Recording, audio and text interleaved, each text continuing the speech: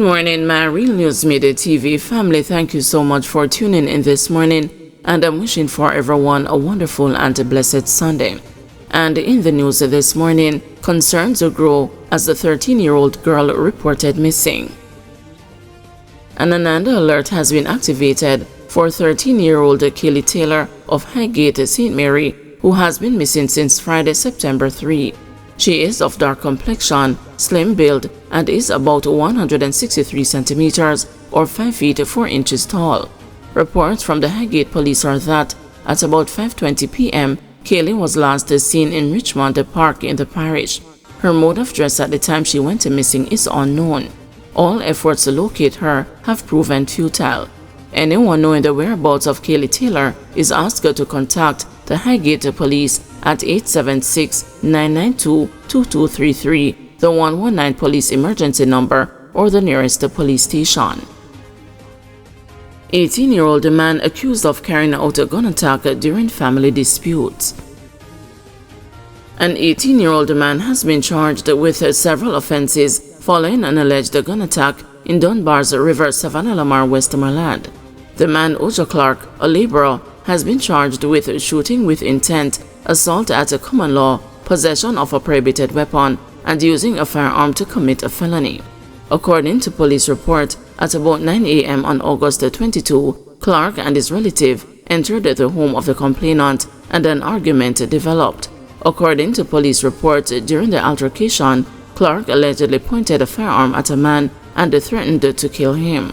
The victims managed to escape unharmed and made a report. Clark was subsequently arrested and charged during a police operation, and his court date is being arranged. Firefighter family devastated by another crash tragedy. The woman who died in a car crash in Spanish Town, St. Catherine on Friday night was a firefighter returning home after her shift at the Stony Hill station in St. Andrew, the Jamaica Fire Brigade says. It's a tough loss, said Commissioner Stuart Beckford, of the death of Cheyenne Nelson, who joined the brigade in 2022, shortly after completing studies at St. Catherine High School. He said her time with us was brief, but she was well loved. Nelson's mother is a civilian member of the brigade. Her adopted father is also a firefighter, Assistant Superintendent Garnet Dawes. Dawes' son Lorenzo, who served the brigade for 6 years, died after he was hit by a vehicle while on duty on November 30, 2022 in Otria, St. Anne. He was 25. Nelson, who was 21 at the time, joined the brigade a few weeks later. Dawes is devastated by the incident, the fire chief said, noting that counseling teams have been mobilized for Nelson's family and colleagues. Nelson was killed in a two-vehicle crash at the intersection of Brunswick Avenue and Angels Toll Plaza Road in Spanish Town around 9:30 p.m., a preliminary police report said, which said she was 19. The report said a 2007 blue and white International 800 truck collided with the front of a 2018 gray Honda Fit that Nelson was driving. The truck, traveling north on Brunswick Avenue, was turning right onto Angels Toll Plaza Road when its rear wheels struck the car, fatally injuring Nelson. Commissioner Beckford said it has been a difficult last few weeks for the brigade. He pointed to the August stabbing murder of firefighter Shamir Mary, 33, while on vacation in the United States. He said Mary's body arrived in Jamaica on Thursday, and the plans for the funeral are advancing. Skin teeth accused of carrying out a gun attack in Westmoreland. 36-year-old Nicholas Fennell, otherwise called Skin Teeth, a farmer from Pullet Lane, Shoebury in Westmoreland, has been charged in connection with a shooting incident in his community on Tuesday, August 27. Fennell has been charged with wounding with intent, possession of a prohibited weapon, and using a prohibited weapon to commit a felony. According to police report, about 9:05 p.m., Fennell and another man had a disagreement, during which Fennell opened gunfire, hitting the man in the abdomen. He was subsequently admitted to the hospital, where he was treated and released. A report was made to the police, and Fennell was pointed out during an identification parade and was subsequently arrested and charged on Thursday, September 5. His court date is being finalized. Hungry man smashes a KFC door. A 42-year-old blamed the hunger for landing him in criminal court after he was charged with breaking the glass door at a Kentucky Fried Chicken outlet. "Me never mean it in any way. Never did it out of spite. Me did hungry, Your Honor," the defendant, Cameron Christie, explained on Thursday.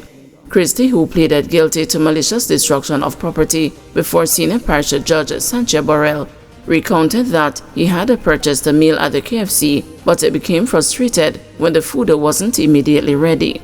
"We go in a KFC and the chicken never ready, so me go outside," the defendant recalled. He told the court that he then had a disagreement with a security guard who was assigned to the restaurant.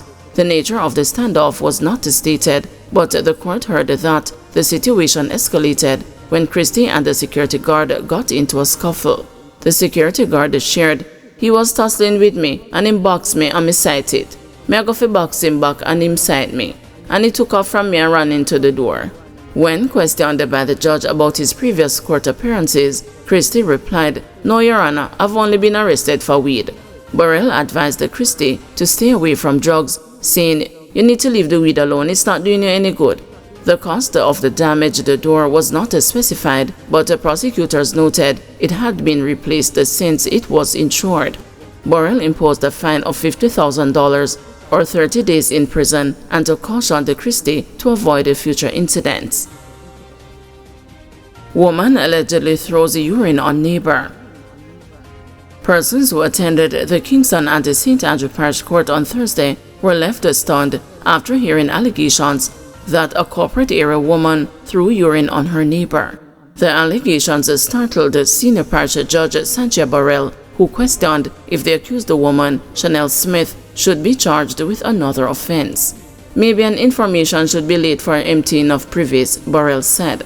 Under Section 5D of the Towns and the Communities Act 1843, it is an offense to empty a privy or move offensive matter, such as night soil, on public streets between 4 a.m. and 10 p.m. It is also illegal to spill or improperly clean such waste, or to discharge any putrid or harmful substances onto streets or other people's property. Persons can be fined up to $4 if convicted of the offense. It is alleged that Smith and the complainant live in a tenement yard. However, the bathroom is some distance from the houses. The complainant, an older woman, uses a chimney to relieve herself and then throws the urine at a tree stump in the yard. These actions angered Smith, which resulted in a verbal altercation. Smith hurled insults at the complainant, then took up a bottle of urine and threw it in her direction. It is alleged that the contents caught the complainant and also spilled in an glue, which the complainant used to store drinks for sale. Smith pleaded not guilty to common assault and malicious destruction of property. "Me never throw anything on her. Me a cuss her and she a cuss me back," Smith contended, dismissing the judge's suggestion to attend a mediation to resolve the matter. The matter was subsequently adjourned until November 4 for trial. Pinned thieves to repay former employer. 3 former employees of a manufacturer have agreed to make restitution following their guilty plea to stealing $2.5 million worth of paint.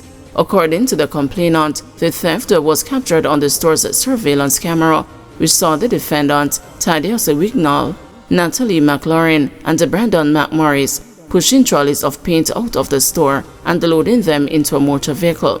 The surveillance footage was not shown in court as it was yet to be extracted by the company and given to the police for analysis. The incident is said to have happened in July 2023. The matter was first heard in the Kingston and the St. Andrew Parish Court last September, where the 3 defendants were arraigned for simple larceny. The complainant shared further that the defendants were able to gain access to the store's system and made changes to the stock count in an effort to cover the theft. "It is a really complicated system. We have a system for free goods and it has to be authorized, and there was no authorization given for these items. The store normally closes at 6 p.m. and this happened around 5:20 in the evening, and you can see the closed sign on the door. They closed the store earlier than usual," the complainant explained. The person added that the store suffered loss from this incident as the entire staff was fired and the store had to close for a few days. People of Jamaica, there are cameras everywhere. Stop making our lives hard. They're actually getting away because the police could have charged them with more. They could have been charged for access with intent to commit or facilitate the commission of an offense, Senior Parish Judge Sancho Burrell said.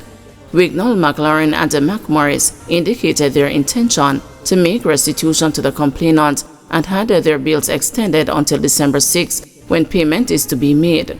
Sentencing was postponed until then, and they were made the subjects of a fingerprint order. Guys, thanks for watching. Please join us this afternoon at 2 p.m. for another news update.